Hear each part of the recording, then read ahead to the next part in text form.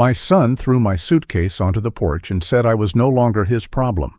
After paying his college tuition, buying him a $25,000 car, and even helping with his mortgage, I was tossed out with nothing but 2 bags and $912 in my pocket. They thought I'd disappear. They never imagined I'd one day sign papers for a $3.7 million mansion. Before we continue, please subscribe to the channel and tell us where you're listening from in the comments. I sat alone in the living room, the late afternoon light falling across the worn carpet that had once been bright and new. Dust floated in the air, catching the sun like tiny sparks. And on the mantel, the framed picture of my late wife, Susan, looked back at me with a calmness I no longer felt inside. It was quiet. Too quiet. The kind of silence that presses against your chest until you can hardly breathe. I found myself staring at the photo, whispering words I hadn't said out loud in years. "Susan, do you see what they've done? Do you see what our boy has become?" My voice cracked, as if speaking the truth aloud made the betrayal heavier. I thought back to the years I had poured everything into Michael's future. There was the $60,000 for his college tuition, money scraped together from overtime shifts, from cutting back on vacations, from selling the old pickup I had loved since I was young. I remembered the pride on his face when he crossed that graduation stage, his cap slightly crooked, and how he hugged me tight, promising he would make me proud. That promise felt like ashes now. After that came the $25,000 car, a reliable sedan that I told him would keep him safe on icy winter roads. I handed him the keys with shaking hands, happy to see him independent, not knowing those very hands would one day push me out the door of my own house. And then the $30,000 wedding, an event Susan and I had no business affording. But we did anyway. We watched him walk down the aisle, his face lit with joy, while I signed check after check, convincing myself that family was worth every sacrifice. I told myself, this is what fathers do. This is love made visible.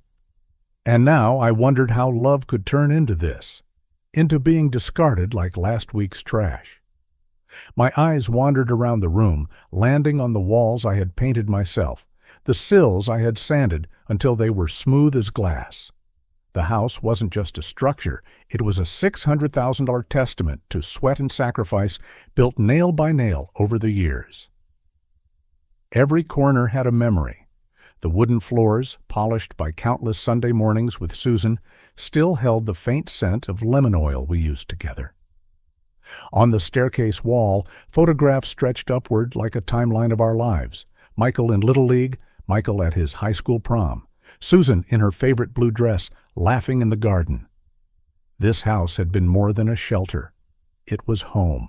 And now I knew Michael and Samantha were planning to sell it, to strip away the one thing that held the echoes of my wife's laughter, just to shove me into a nursing home as though I were a burden to be stored away.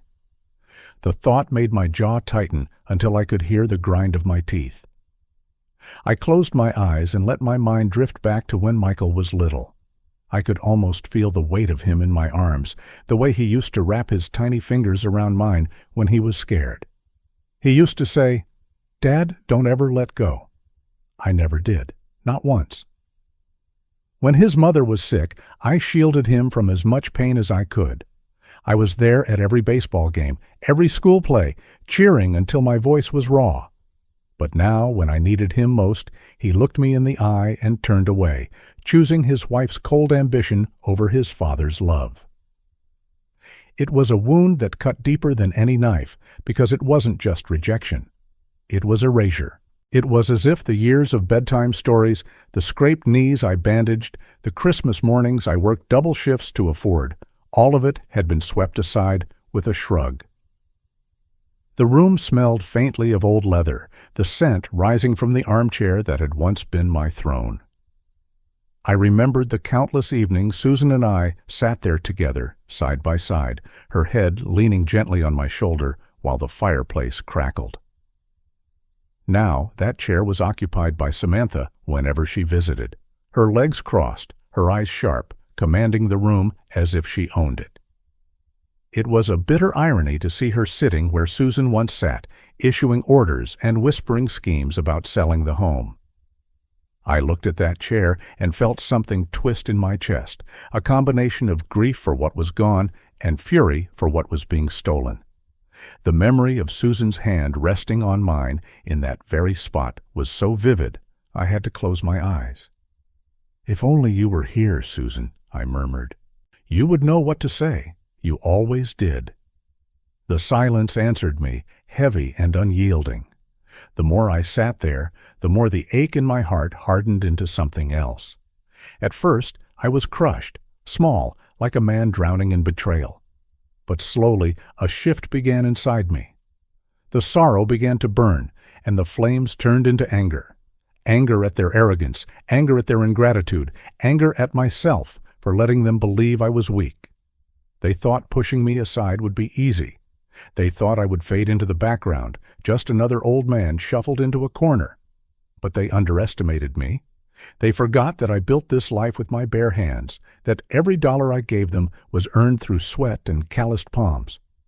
I whispered again to the photograph on the mantel, "They think I'm finished, Susan. They think they can erase me. But they're wrong. They'll see just how wrong they are." The words steadied me, a vow spoken aloud, not just to her memory, but to myself.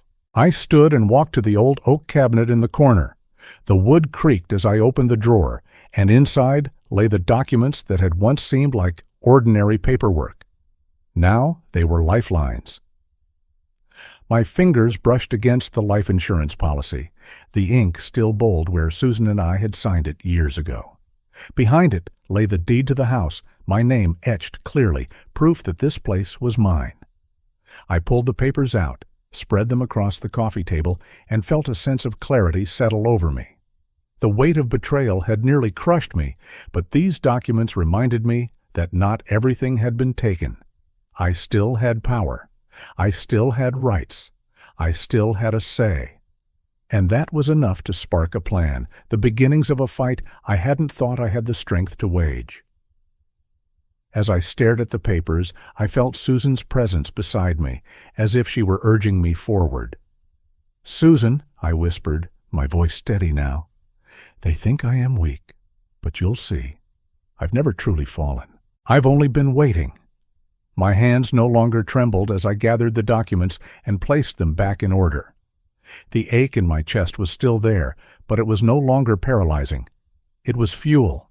The betrayal had broken something in me.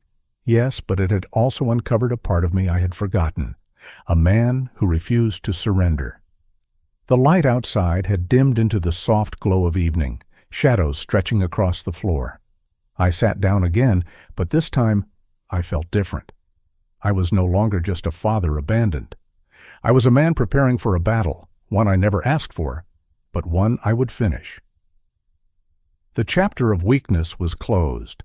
Ahead lay a new one, strength, strategy, and retribution. I glanced again at Susan's picture, the familiar smile on her face like a blessing. "They'll regret this," I said softly. "Every word, every action, they'll regret it all." And with that promise hanging in the air, I knew the next step was waiting. The betrayal was no longer just pain, it was the spark of a war I intended to win. I woke before sunrise to a house that felt both familiar and foreign, as if the walls were listening. The air was cool. I brewed coffee the way Susan liked it, strong and plain, and poured it into her chipped white mug. I set the mug beside the deed and the life insurance policy on the dining table, each page smoothed flat under my palm. In the quiet, I could hear my own breathing steady. Last night, I remembered. This morning, I would act. I picked up the phone and called the bank. I had rehearsed what to say, simple and direct, no anger, no pleading. When the representative answered, I gave my name, my address, and the last four of my Social Security number. I gave the account number that ended in 1863. It was my savings, the account I had fed with overtime checks and small windfalls for years.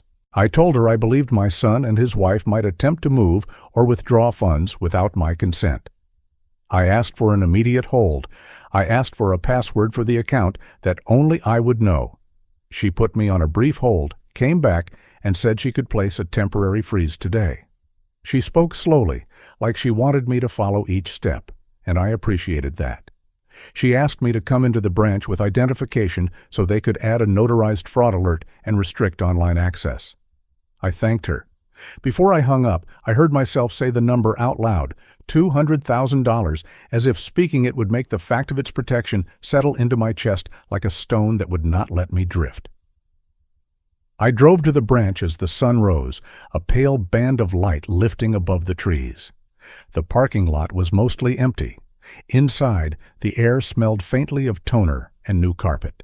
The teller looked no older than my granddaughter would be, and her eyes softened when she saw the way I held my folder. She brought me into a small glass office and asked the manager to join us. I showed my driver's license and a second form of ID. They printed a stack of forms and slid them across the desk. I initialed here, here, and here. The manager explained the fraud alert in plain words. He added a note to call me if anyone tried to change contact information or make large withdrawals. He put a red flag on external transfers. He set a one-time password for future in-person requests and wrote it on a small card I tucked into my wallet. He stamped the confirmation with a heavy seal that made the paper dip, and I felt something in me lift. When I left, I asked for certified copies of the freeze for my files. He said they would be ready in 10 minutes. When he handed them to me, I thanked him again and walked out into a morning that looked a shade brighter. The money I had saved for my later years was frozen. $200,000 could not be touched. At home, I laid the folder next to the deed and the life insurance policy. I dialed Mr. Harrison. He had been our attorney for years, sharp as a tack, polite as a Sunday pastor, and merciless when he needed to be. He answered on the second ring and listened without interrupting while I described what I had learned. The plan to sell the house for $600,000. The talk of a nursing home as if I were furniture to be stored. The pressure to sign papers I had not read. He asked a few questions, short and precise. Did I have the deed? Yes. The policy? Yes. Receipts for tuition, car, and wedding invoices? Yes. He said, "Come in at 2 o'clock. Bring everything." There were hours between now and 2, and idle hours can be trouble. I gave mine a job. I pulled the old accordion file from the hall closet, the one Susan labeled with her careful hand. Inside were copies of checks and letters and receipts. I made small piles on the table. Tuition statements for $60,000, each stamped paid. The bill of sale for the $25,000 sedan. Michael's signature, scrawled with pride. The wedding planner's final invoice for $30,000, still carrying a faint scent from whatever perfume the planner used. I added property tax receipts, insurance premiums, and utility bills with my name on top. I took out a yellow legal pad and wrote a clear list of dates. I wrote short notes about conversations. I wrote what was said and who said it. I wrote my own memory of the day. The tone in Michael's voice changed from asking to assuming. The pen felt steady in my hand. Order again. Strength again. Near 11, my phone buzzed. It was Karen from the garden center asking if I could come in for a few hours to reconcile vendor statements. I said yes. Numbers were good company, and I did not want to sit and stare at the clock. The garden center smelled like damp soil and cedar mulch, even in winter. The greenhouse glass shivered when the heater kicked on. In the back office, a rickety desk rocked on a short leg, and the computer hummed like a tired bee. I opened the ledger and let the columns pull me in. Vendor name, invoice date, amount due, debit, credit, balance. My mind slipped into the gentle rhythm of finding what did not match and fixing it until it did. The work felt kind to me because it did not ask me to pretend. It asked me to look closely, to be honest, to make the numbers tell the truth. I had finished the first vendor when the bell over the front door chimed. I did not look up.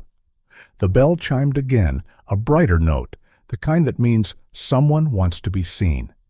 Then I heard her laugh. Samantha walked in with two friends from that expensive cafe on the square, the place where a latte cost more than a bag of concrete. She drifted past the succulents as if she were shopping, but her eyes were already on the back office. She stopped in the doorway with one hand on the jamb and let her voice carry just enough. She talked about how life takes turns, how some people cannot manage their own affairs, and how it is such a mercy when family steps in. Her friends smiled at each other in that small way people do when they share a joke they do not have to say out loud. She looked at me with that careful pity that is not pity at all. She said in a sweet tone that if I needed help filling out forms someday, I could call her. I felt the heat rise in my face. The old shame tried to climb into my throat. I swallowed it. I told my hands to stay still on the desk. I kept my eyes on the ledger and said, with the same calm I use when I add a long column, that I was all set. She stood there a second longer, waiting for a flinch that did not come. Then she laughed again, softly, and left. The bell over the door sounded like a spoon hitting a glass at a wedding. I let the sound pass through me. It did not stick. If anything, it settled the decision I had already made. Humiliation is a poor fuel, but it burns hot enough to start an engine. When the clock said 1:15, I closed the ledger and washed my hands at the utility sink. Dirt swirled down the drain like something I no longer needed to carry.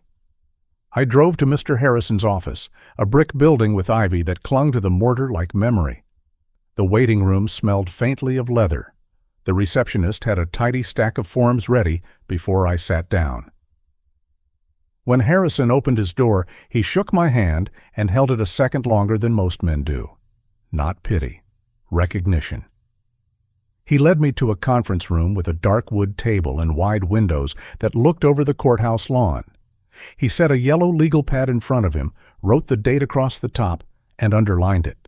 The sound of the pen on paper was the sound of a hinge opening. We spread my documents out in careful rows. He took a legal pad and wrote the date across the top as if marking the place where something turns. He asked me to tell it all again from the beginning, slow and exact. I did. I gave him numbers.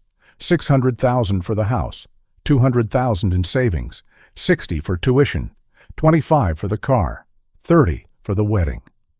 He nodded at each figure like a carpenter tapping in a nail. Then he pushed his glasses up on his nose and told me what we would do. First, a letter to the bank confirming the freeze and requesting a permanent high-risk flag. Second, notices to the county recorder and the title companies most likely to handle a sale here, stating in plain language that I had not authorized any transfer or listing and would not. Third, a revocation of any informal power someone might claim, with a statement that no one speaks or acts on my behalf. Fourth, a homestead declaration to add one more layer of protection. Fifth, a simple living trust drafted in my name, not to change ownership today, but to make one more door anyone would have to open. He used words I could understand. He kept the pace steady. He did not rush me. He slid the deed toward him and read the legal description aloud, a ribbon of words that named the land more precisely than any story could. He set the deed down and looked at me steadily. He said there was another piece of the plan.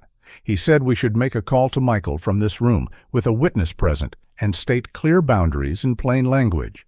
He said we would not argue, we would not threaten, we would document. He asked if I could keep my voice level. I said yes. He asked if I could let silence do some of the work. I said I could. If you're still watching and find this story interesting, please comment 1 below to let me know you're here with me. He put the phone on speaker and dialed.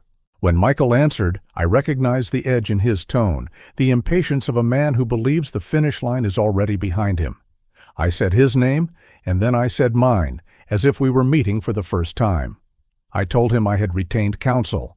I told him the savings account was frozen and could not be accessed. I told him the house could not be sold or pledged or transferred without my signature, now or at any time. I told him I would not be signing anything under pressure or at someone else's kitchen table. He chuckled. He said, "Dad, you should let us handle everything." He said it like a kindness, but the edges were sharp. I thanked him for his concern and said I would be handling my own affairs. I said we could communicate in writing through my attorney. He started to speak again, louder this time, but Harrison was already making a small motion with his hand, and I said, "That will be all for now," and hung up. The whole call took less than a minute. It felt like closing the lid on a box. For a long time, the room was very quiet. I looked at the documents on the table, at their clean edges and calm fonts, and I felt a change I could not ignore. The hurt was still there. It would be there for a while. But the hurt had learned to wear a uniform. It had become a purpose. I heard my own voice in my head, steady as a plumb line. They think I have lost, but the game has only just begun. The sentence sat in me like a stake in the ground. We went back to work. Harrison dictated into a small recorder, and his assistant appeared with drafts as if she had been waiting in the hall. We added dates, parcel numbers, and the full legal name that matched my identification. We prepared a letter to the bank confirming the freeze and requesting a permanent high-risk flag. We drafted a revocation of any implied agency and a directive that no one was authorized to speak for me or act in my name without a court order. He suggested filing a homestead declaration to add one more layer of protection. He explained each step in words that made sense, no jargon for the sake of it. I signed where he pointed. When the stack was ready, the notary came in with her stamp, a small seal that made a satisfying official sound when it pressed into the paper. She checked my ID, smiled in a way that felt like solidarity, and held the pages while I initialed each corner. Harrison asked me if I wanted to take certified copies tonight or have a courier bring them by after business hours. I told him I wanted one set now for my files, and I wanted the rest delivered this evening because paper that arrives at night always finds the right kind of attention in the morning. He asked if there was anything else I wanted to put in motion. I told him yes. I wanted to schedule an appointment with my doctor for a short cognitive evaluation, not because I feared the result, but because I knew how certain stories get told when money is at stake. He nodded and had his assistant make the call. He also suggested I gather statements from neighbors, from Karen, from the pastor who knows me from the food pantry, and anyone who could truthfully say I pay my bills and keep my house. He said we were building a fence, not a wall, a good, sturdy fence that marked what was mine. By the time I left his office, the sky had softened into late afternoon. I drove a different route home, not past Michael's Street, not past old habits. At a red light, I looked at my hands on the wheel. They were the same hands that had taught a boy to tie his shoes and change his oil. They were the same hands that had carried Susan's bags when the chemo made her tired. They did not feel old. They felt ready. I stopped by the garden center to finish the vendor statements because unfinished work tugs at me. In the back office, the late sun drew a bright rectangle on the floor. Heat soaked into my knees and eased a stiffness I had not noticed forming. I checked each invoice against the purchase orders and against the delivery logs. I left notes for Karen in a neat hand. I put the folder on her chair and locked the office door behind me. On my way out, I paused under the greenhouse roof. The ferns made tiny sounds as the air moved. New fronds unfurled like fists, learning to relax. I breathed in the smell of soil and water and plastic trays warmed by the sun. It reminded me that life does not argue with winter. It prepares, and then it grows when the light returns.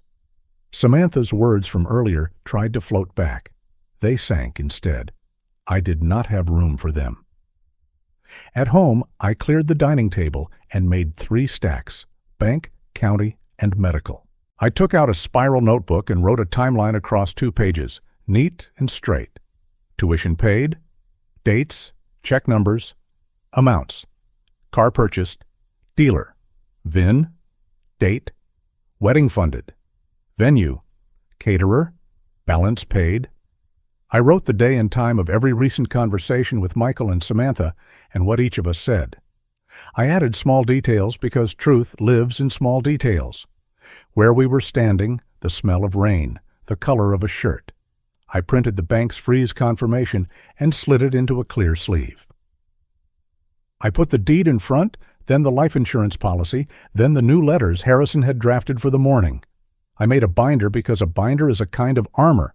It does not look like much. It works. The phone rang, and I thought for a moment it might be Michael calling to bluster or bargain. It was Mrs. Ellis from 2 doors down. She said she had seen Samantha's SUV in my driveway several times this week and wanted to know if everything was all right.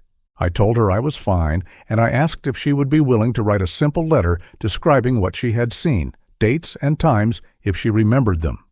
She agreed without hesitation. I thanked her, and when I hung up, I sat for a minute looking at the phone in my hand. People watch. People know.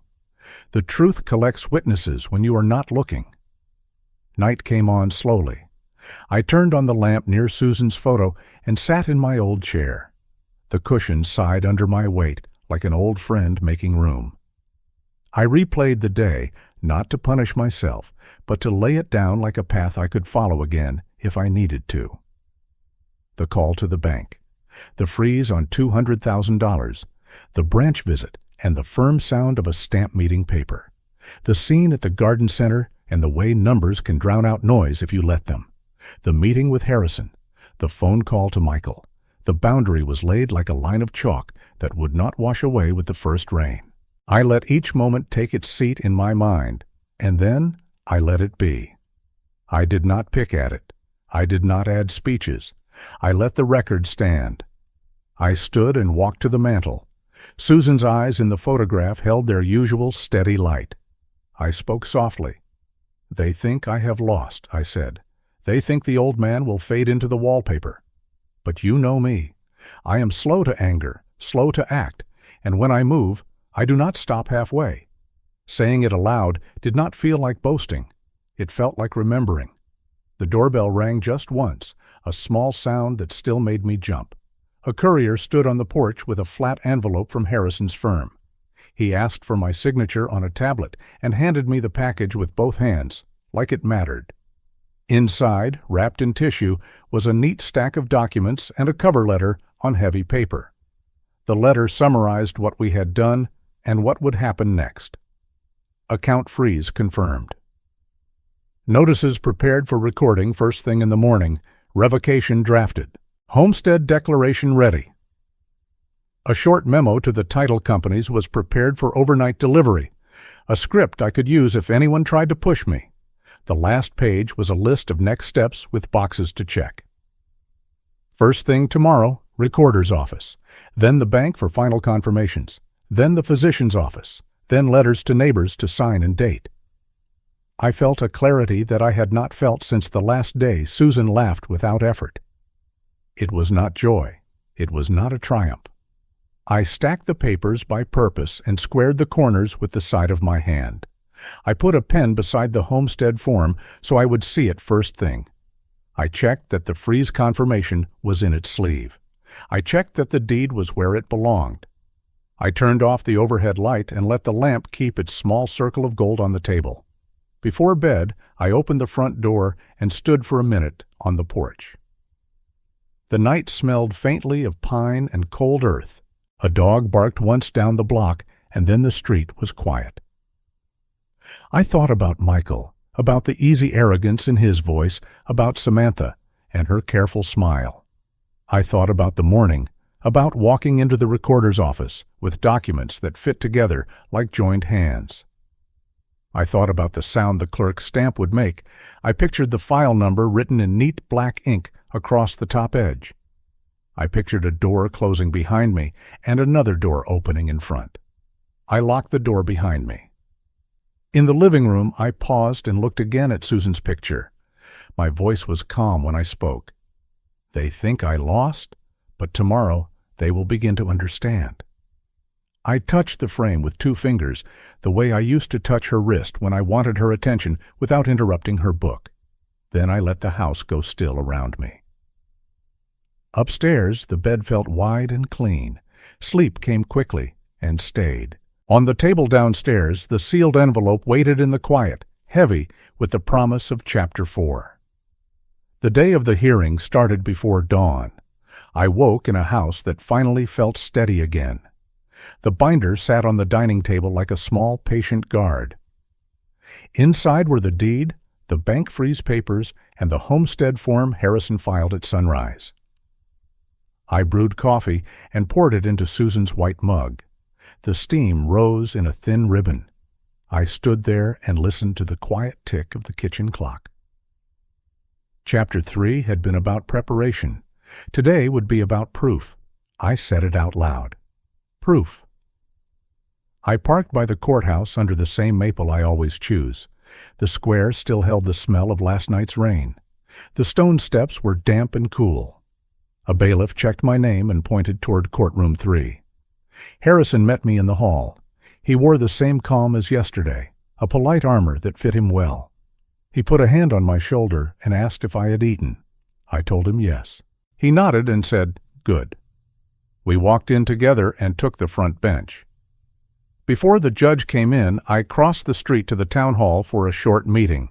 The Regional Garden Association was holding a morning session on waste. Harrison had urged me to share what I had learned with distressed stock. 15 minutes only. Tell them the numbers, then come back for court. The town hall smelled like floor wax and paper. Folding chairs filled the room. A young man in a tight blazer was finishing a talk about digital reach. He said leverage 3 times in one sentence.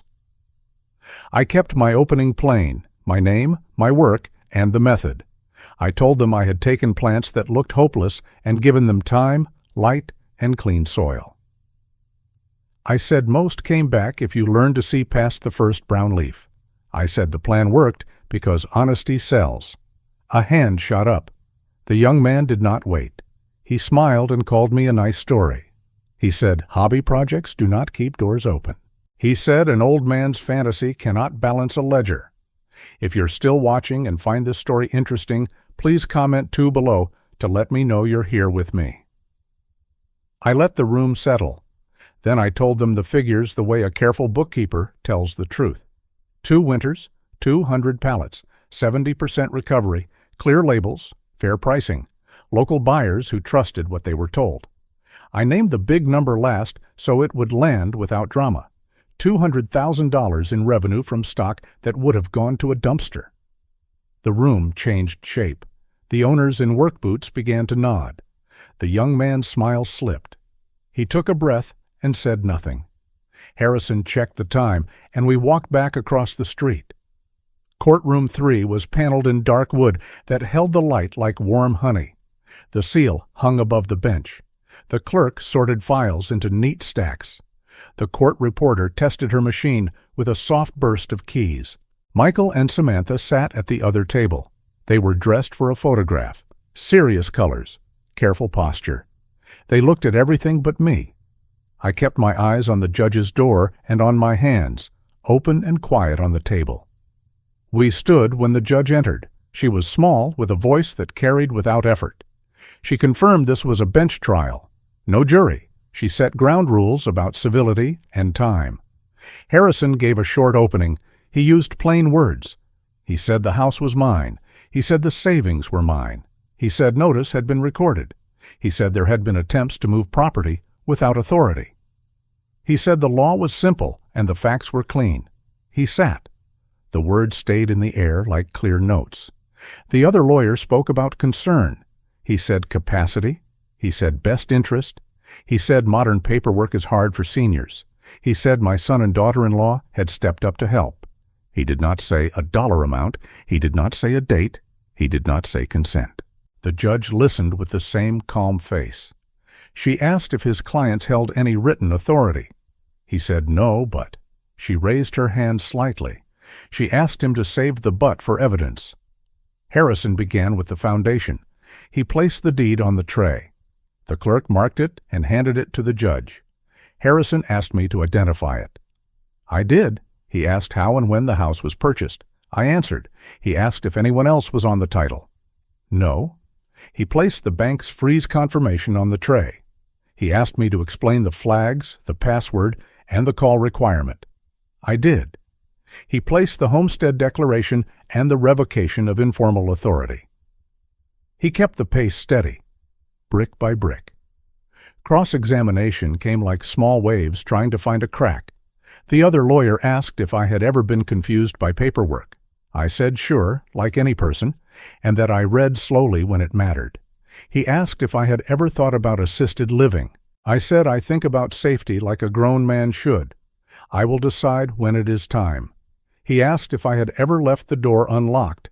I said once when the latch stuck, and I bought a new latch that same day. The waves broke and rolled back. Then Harrison asked to approach. He carried a slim folder with the notary's raised seal on the flap. Inside were certified copies of the notices he recorded at 9 that morning. The clerk marked each one. The judge read in silence and returned them. Harrison asked me to describe each notice in simple terms. I did. The record was now not just words, but paper with stamps that bite. I felt my breath slow. The fence we built in Chapter 3 now stood here, board by board, in the light of day. Michael took the stand. He talked about duty. He said he had seen me struggle with bills. He said I was lonely after Susan died. He said he was trying to help. He did not say he had asked me what I wanted. He did not say he had permission to schedule realtors or call a facility. Harrison kept his questions short. Had he ever paid the property tax? No. Was he on my accounts? No. Did he hold a power of attorney? No. Had he tried to list the house? He said he had only made inquiries. Samantha followed. Her voice was soft at first, almost a lullaby. She said I had once put the milk in the pantry. She said I misplaced a bill. She said she was worried. Harrison asked if she had contributed to the savings. No. The mortgage? No. The taxes? No. He asked if she had called a real estate office. She said she had asked for a market analysis for planning. He asked if she had told anyone I would be moving to a nursing home. She said, people talk. It came out thin and cold. Harrison set one more item on the tray. It was the bank's letter confirming the fraud alert and the freeze. The other lawyer objected to the word fraud. The judge overruled. She said caution is not an insult. It is a tool. She asked me to explain again how the bank now protects the account. I did. Permanent flags. Call verification. Password required. No online changes without me at the branch. The judge nodded and made a note. The courtroom grew very still. Even the air seemed to listen. Harrison asked the court to accept a short statement from me, not as evidence of a fact in dispute, but as context. The judge allowed it. I stood and read 2 paragraphs I had written by hand the night before. I spoke about building the house one purchase at a time. I spoke about paying tuition, buying a car, and funding a wedding. I spoke about grief and about dignity. I spoke about boundaries, the kind that keep families safe. I sat. My hands were steady. My voice stayed low and even. The other lawyer tried again to make capacity the issue. The judge stopped him with one sentence. We are here for title and control, not diagnosis. Then she asked if anyone had new facts to offer. No one did. She called a brief recess to review her notes. Harrison set a glass of water in front of me. He told me to breathe from my belly, slow and deep. I did. My chest loosened. The clock over the door ticked at the same calm pace it had held since morning. When the judge returned, she spoke without preface. The house remains with the owner of record. The savings remain with the sole account holder under the present cautions. She issued a protective order against any listing, pledge, or transfer without my express written consent. She ordered that any contact about my assets go through counsel. She directed the other side to refrain from interference. Her gavel made a clean sound. It was not loud. It did not have to be. It sounded like a door clicking shut. The silence that followed had weight. Paper rustled. A chair leg scraped. Michael looked at the table, then at the ceiling, then at me. Color drained from his face.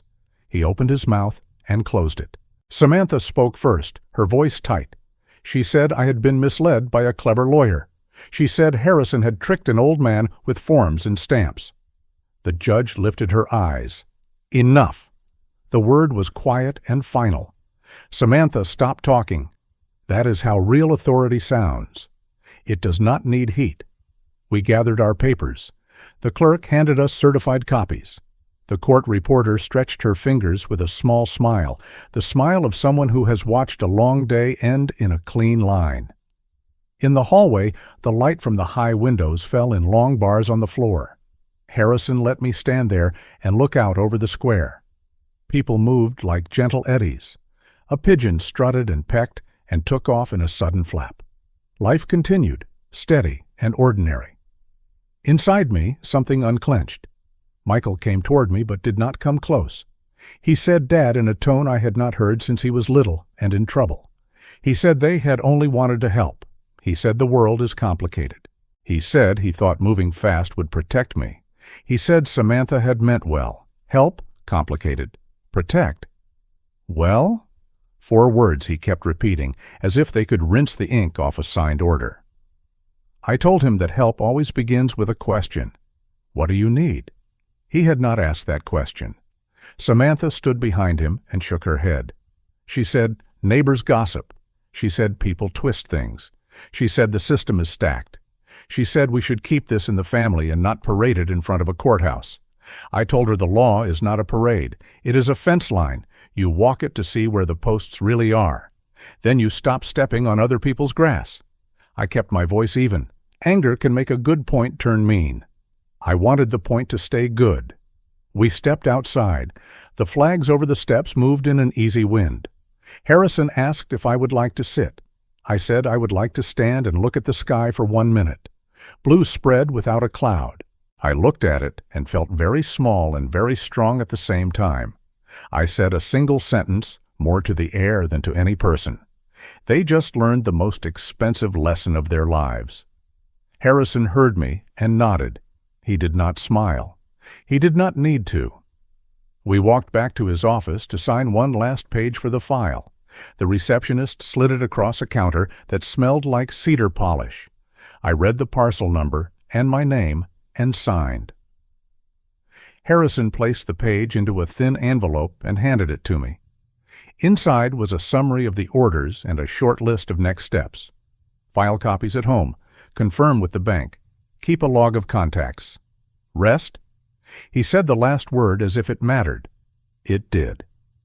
On the sidewalk, I paused by the bench to sip a small coffee from the break room. The cup warmed my hands. Across the street, the town hall doors opened. The young owner from the morning stepped out alone. He saw me, looked down, then looked back up and gave me a brief nod.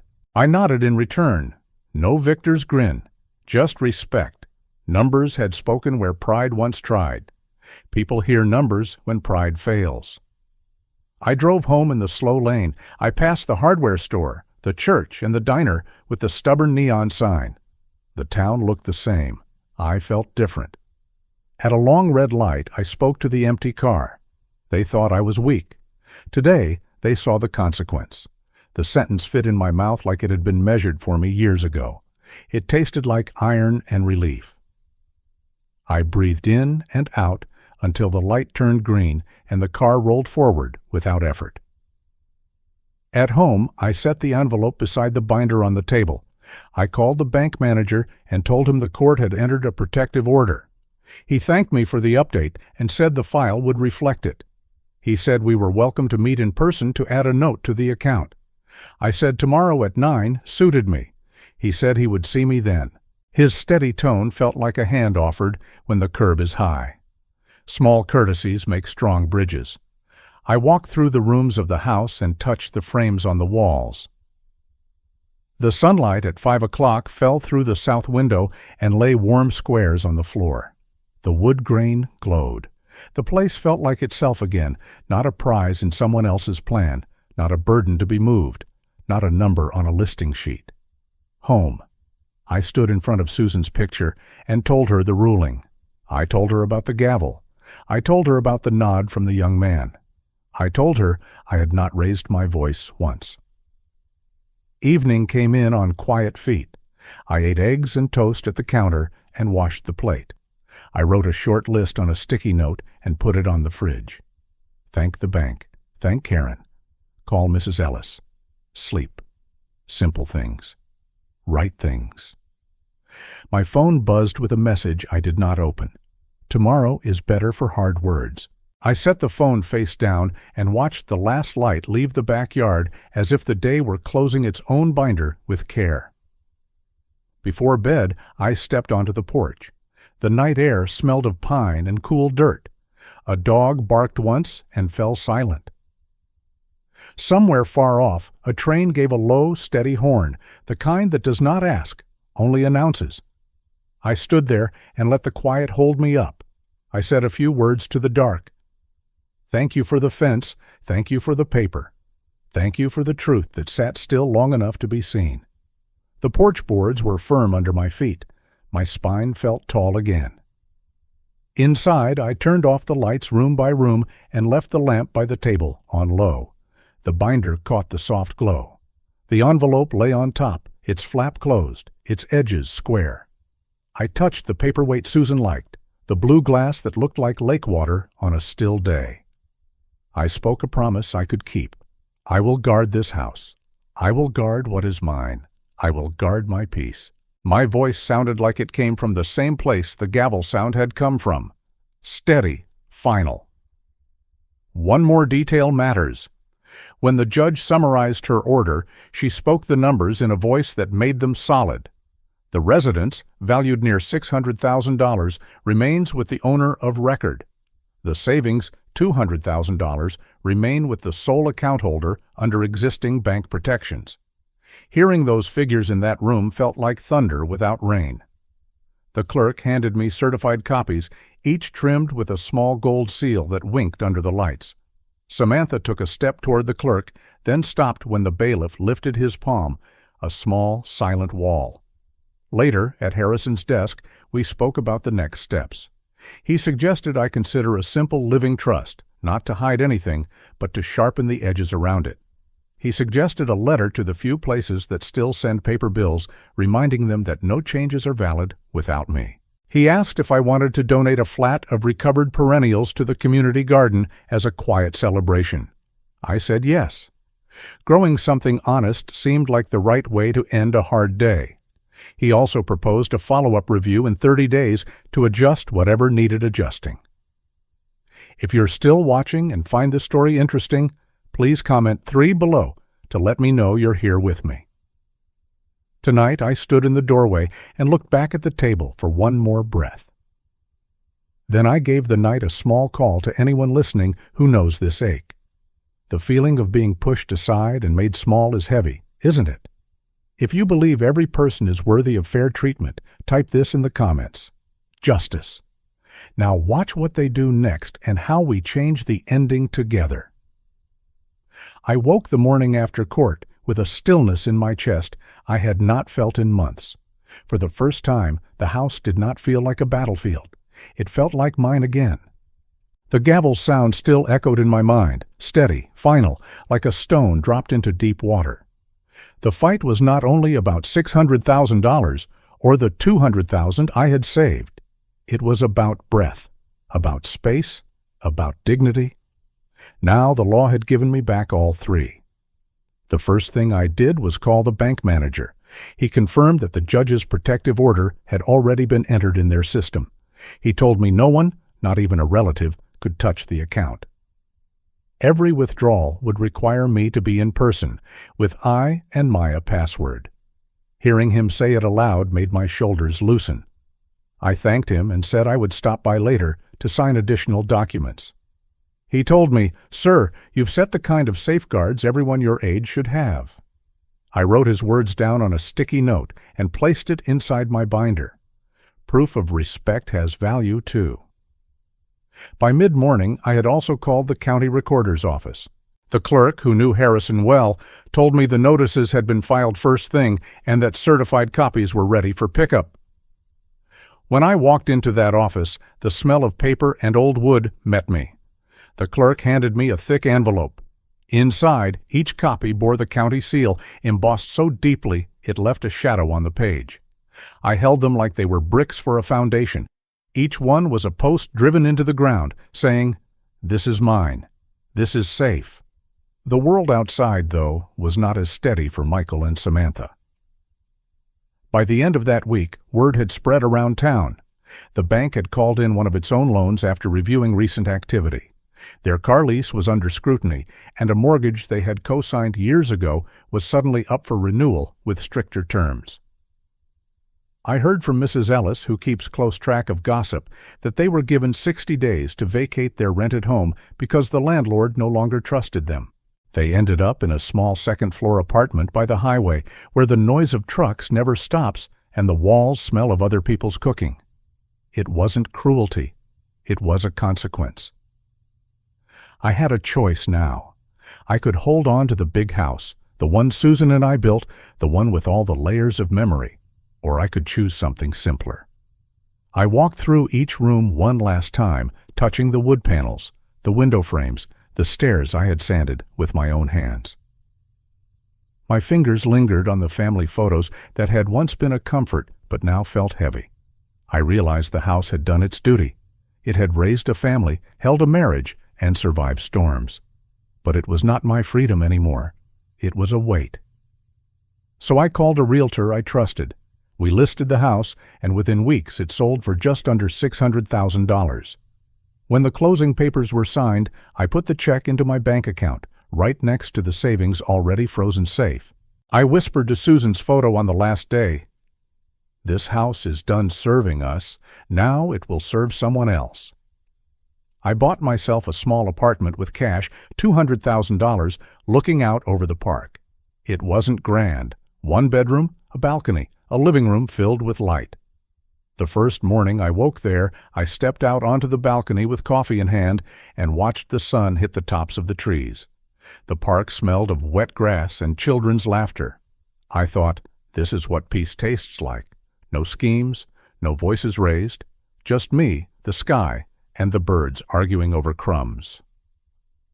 Life slowed into a rhythm I hadn't known since my youth. I joined the community library's book circle on Tuesdays. On Thursdays, I helped at the senior center's garden, digging my hands into soil that didn't ask questions. On Saturdays, I walked the path around the park, nodding to the same faces until they became friends. I even bought myself a used guitar from the pawn shop and set it in the corner. Sometimes at night, I strummed 3 chords badly but laughed while doing it. These were not distractions. They were pieces of a new life stitched together with patience. Then came the call. Michael's number glowed on my phone. For a moment, I thought about not answering, but I did. His voice cracked at the edges. He said, "Dad, I'm sorry. We were wrong. We thought we were protecting the family. Can we come see you?" I closed my eyes. I let the silence stretch. Then I said, "I don't need your apology. I don't need your visit. I have my life, and it is mine again." I hung up gently. My heart thudded, but not with rage, with release. Later that night, I repeated those words to myself like a prayer. I don't need them. I have myself. Weeks later, Samantha sent a letter, her handwriting precise and careful, the kind that tries too hard. She wrote about regret, about misunderstanding, about how family should forgive. I placed the letter in a drawer and never replied. Forgiveness, I realized, is not always letting someone back in. Sometimes it's simply laying down the stone they put in your hand and walking forward without it. Their lives did not recover quickly. Without access to my property or my accounts, they lost credibility. People in town whispered about them at the grocery store, and invitations stopped coming. They were no longer the couple planning to inherit a home worth $600,000 or tapping into a savings account with $200,000 inside. They were just renters now, scraping by, and I heard Samantha had even picked up part-time work at the boutique she once shopped in like royalty. That was not my revenge. It was their reality. One evening, sitting on my balcony, I opened a journal Susan had once given me. I wrote 3 lessons, not for anyone else, but to remind myself. For parents, never give so much away that you leave yourself without ground to stand on. Support, yes. Sacrifice, yes. But keep a peace that is yours because independence is dignity. For children, never betray the roots that fed you. When you cut them, you cut your own future. And for all of us in this world where money flashes brighter than truth, remember, character is the only asset that does not depreciate. As I finished writing, the sky over the park dimmed into pink. Kids shouted, dogs barked, and lights blinked on in nearby apartments. I leaned back and let the peace cover me like a blanket. I whispered, "I am free." And for the first time, the words felt not like defiance, but like home. I built a new daily ritual. Each morning, I walked to the corner coffee shop, the one where the waitress always called me Hun. I brought the newspaper and underlined articles about gardening or community work. Then I strolled through the park, stopping at the community notice board where flyers curled in the breeze.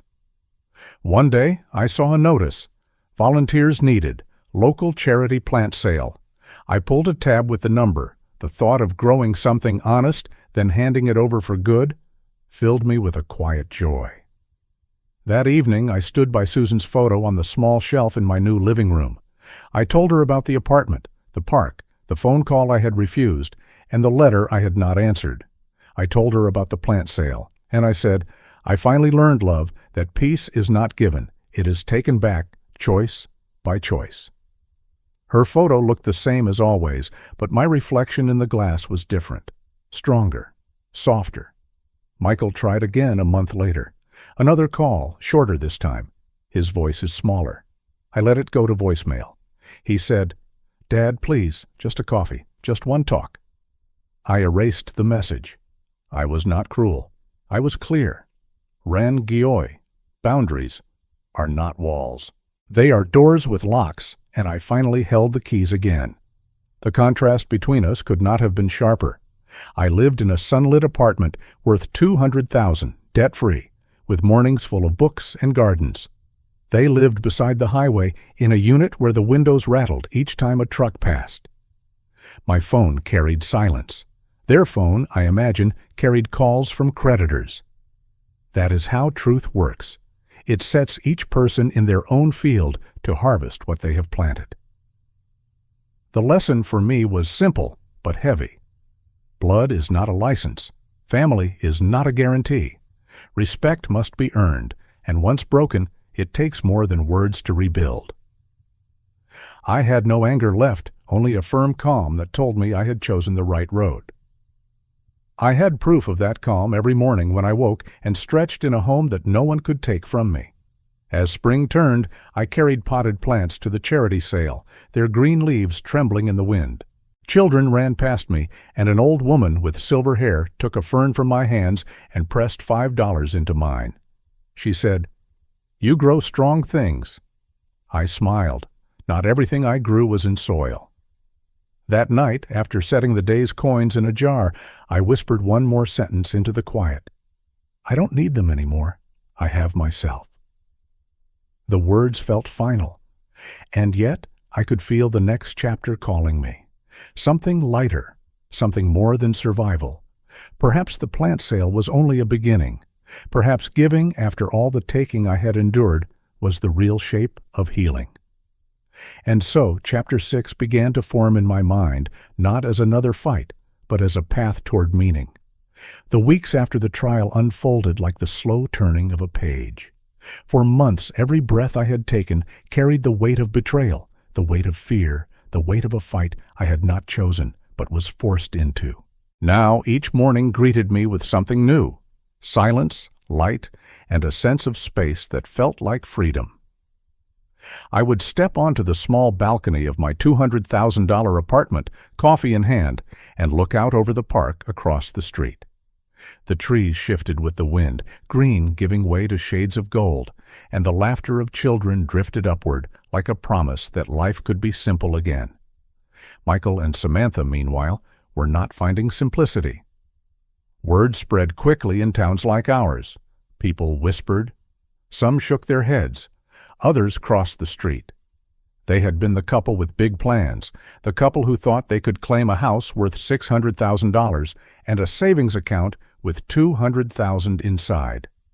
Now they were the couple who had failed.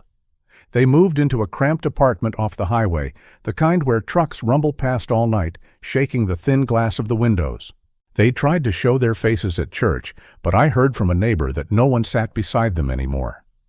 Their friends, the ones who had clinked champagne glasses at their wedding years ago, stopped returning calls. It wasn't punishment delivered by me. It was the slow, cold hand of consequence. I did not check on them, though sometimes the news reached me uninvited. A clerk at the grocery store mentioned they were behind on payments. Someone at the library whispered they had been turned down for a loan. Once I saw Michael across the street. He looked thinner, shoulders bent, his walk heavy. For a brief moment, I thought he might call out to me. But he lowered his eyes and kept walking. That silence between us was louder than any words. My own life was growing in a different direction. I joined a small charity group that met every Wednesday evening in the community hall. We gathered around folding tables with paper cups of coffee and plates of cookies someone's granddaughter had baked. Our work was simple, organizing plant sales, food drives, and helping seniors with transportation. I signed up to tend the plants. My hands had always known the language of soil, and it felt good to dig again, to water, to see something grow without deception, without schemes. At one of the plant sales, a little girl handed me 3 quarters for a fern. She said, "My grandma says plants are like friends. You have to take care of them every day." I smiled and thought, "Yes, child, you are wiser than many grown men I know." I began to make new friends, not the kind tied by blood, but by shared time and kindness. There was Evelyn, a widow who always carried peppermints in her bag. There was George, a retired bus driver, who told the same joke every week, but laughed so hard at it that we laughed too. There was Clara, who knitted scarves for everyone, even when the weather was warm. These people did not want my money. They did not want my house. They did not want my name on a deed. They wanted nothing more than company, honesty, and laughter. In their presence, I felt lighter, as if I had stepped into a different kind of family, the one you choose, the one that chooses you back. One afternoon, a letter came. The envelope was familiar.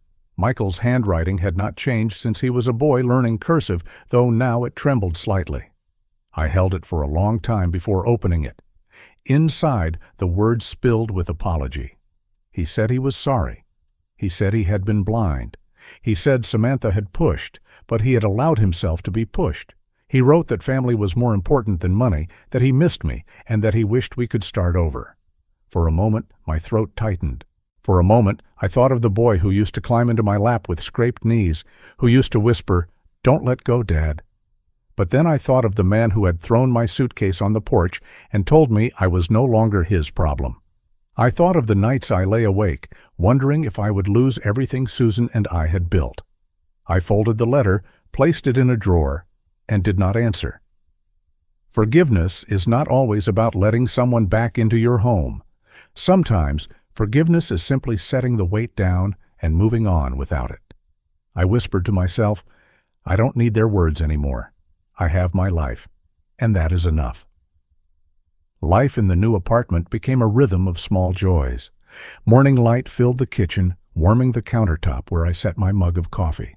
The balcony held potted plants, ferns, a tomato vine, and a small rose bush that bloomed stubbornly even in the chill of October. The park below became my sanctuary. I watched joggers pass, young mothers pushing strollers, old couples walking hand in hand. I thought often of Susan. She would have loved this place. She would have loved the quiet, the community, the way the light caught in the branches. At night, I would sit by the window with a book and feel her presence in the calm. One evening, while tending the rosebush, I found myself repeating a thought that had grown slowly inside me. Family is not who shares your blood. Family is who respects your soul. Saying it aloud made it real. That was the lesson carved into me through months of betrayal and recovery. Respect, dignity, and truth. Those are the cornerstones of family. Without them, blood is only red water. Michael and Samantha continued their struggle. I heard they tried to start a business, but it failed. I heard Samantha took a job at a boutique, folding clothes she once would have bought without looking at the price tag. Michael, I was told, worked odd jobs, painting fences, hauling boxes, things that paid cash by the hour. Their names no longer carried weight.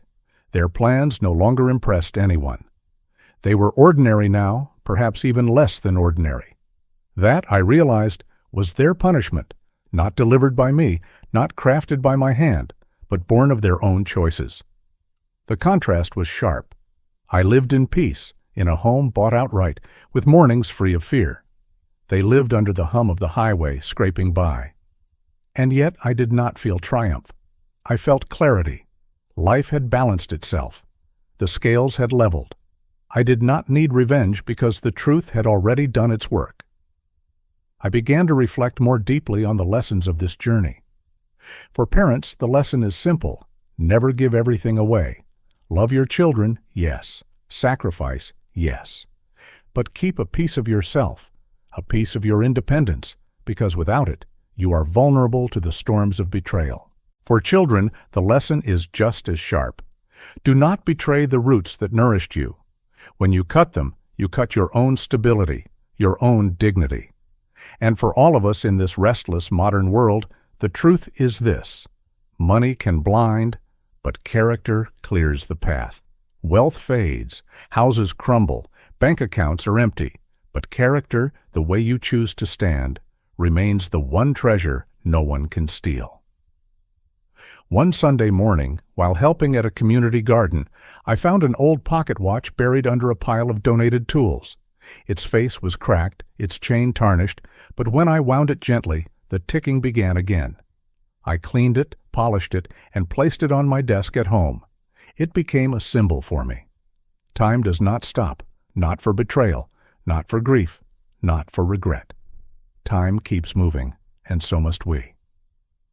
Each tick reminded me that the best revenge, the best closure, is to keep living with dignity. Sometimes neighbors asked me if I would ever reconcile. My answer never changed. I would smile and say, I don't need their apology. I don't need their company. I have myself, and that is enough. Each time I said it, I felt a little stronger. Boundaries were not walls, they were doors with locks, and I held the keys. In the evenings, I would sit in my chair, looking out over the park as the sun slipped low. Children's voices faded, the lamps flickered on, and the air cooled with the smell of earth and leaves. I would smile, whispering words to Susan's picture on the shelf. I finally found it. Peace, I finally found where I belong. This was the closing of the circle, not dramatic, not loud, but steady, gentle, final. I did not win by destroying anyone else. I won by reclaiming myself. That was the victory. That was the gift. And so the story ended, not with shouting, not with slammed doors, but with quiet, with green leaves on a balcony, with a book in my lap, with friends who valued me for nothing more than my presence, with the deep understanding that character is the only inheritance worth leaving behind. I don't need them anymore, I whispered one last time, the night soft around me, the park lit with golden lamps. I have myself, and that is enough. The story has come to an end. I hope it has brought you valuable lessons and insights. If you enjoyed this content, please like, share, and subscribe to the channel so you won't miss the next video. Goodbye, and see you again.